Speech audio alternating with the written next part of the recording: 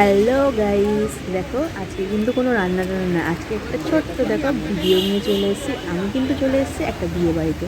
বিয়েবাড়ির ডেকোরেশনটা যা সুন্দর করেছে না, খুব সুন্দর করেছে। এই জন্য ভাবলাম আমি কেন একা এনজয় করবো, তোমাদেরকেও একটু দেখাই। এটা কিন্তু নিচে, এই দেখো এইটা হচ্ছে গিয়ে এখানকার মানে তোমার ভোজবাড়ি বিয়েবাড়িটা। এখানকার ছেলে মেয়েগুলোকে তোমার হচ্ছে গা মানে বাঙালিয়ানা সাজিয়েছে। যারা তোমার ওই ক্যাটারিংয়ের ছেলেমেয়েরা আছে, এই দেখো তারা পরেছে ধুতি পাঞ্জাবি। আর যারা হচ্ছে আর মেয়েরা রয়েছে, মেয়েরা হচ্ছে বাঙালি আটপিড়ে করে শাড়ি পরেছে, খুব সুন্দর লাগছিল। এখানে দেখো মকটেলে, তারপরে ফুচকা, নানা রকমের তোমার স্টার্টার মানে দিয়েছে, স্টার্টারের জায়গা করেছে।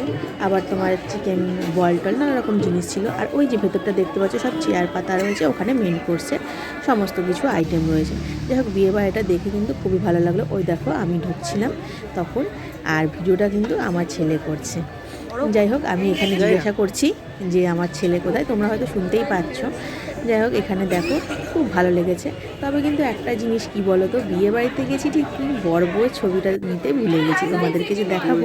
এই দেখো আমরা ওখানে স্টার্টার খেয়ে চলে এসেছি মেন কোর্সের এখানে, দেখেছো সমস্ত কিন্তু ছেলেরা দেখো ধুতি পাঞ্জাবি পরেছে।